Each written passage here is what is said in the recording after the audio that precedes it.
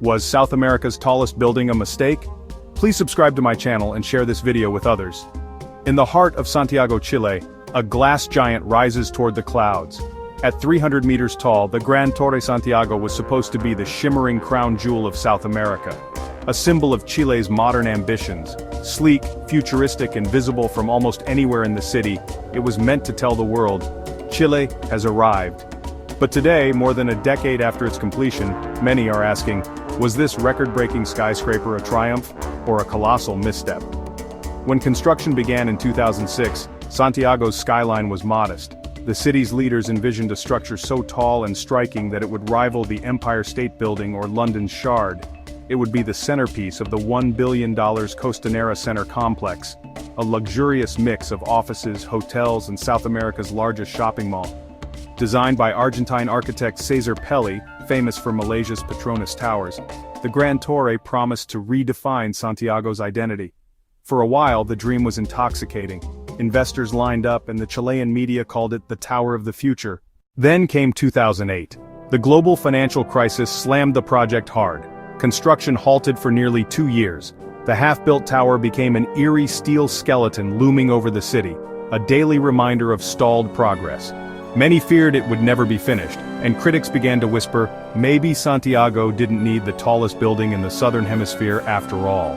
When work finally resumed, costs had ballooned, deadlines had shifted, and the public mood had changed. The economy was recovering, but cracks in the vision were starting to show. When it finally opened in 2014, the Gran Torre Santiago was undeniably stunning, but it was also too much for the city's market. Office spaces sat empty, luxury rents scared off tenants. Even stranger, its crowning glory, the Sky Costanera observation deck, revealed a problem no one had fully anticipated. From 300 meters up, you could see the smog. Santiago's notorious air pollution turned what should have been breathtaking views of the Andes into hazy, murky scenes.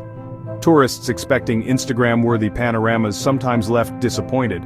For some, the tower became more than just a real estate miscalculation. It became a symbol. Critics saw it as an extravagant monument in a city still wrestling with inequality. Beneath its glittering glass walls, entire neighborhoods struggled with poverty, inadequate housing, and rising costs of living. While the tower was marketed as a public attraction, its luxury image made it feel inaccessible to many Chileans. Chile is one of the most earthquake-prone countries in the world. To its credit, the Gran Torre Santiago was engineered to survive even massive quakes.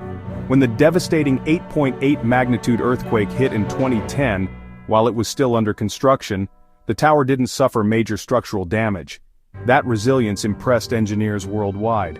But while the tower stood firm against tectonic forces, it couldn't stand as tall in the face of public perception. Today, the Gran Torre Santiago is a tourist hotspot, drawing visitors from around the globe. The Sky Costanera deck is busy on clear days, and the mall below bustles with shoppers. But many office floors remain underoccupied, and debates continue about whether the tower ever delivered on its promise to transform Santiago. Some urban planners now use it as a case study in big build hubris, a warning about chasing height records without considering long-term practicality. So, was it a mistake? The answer depends on who you ask.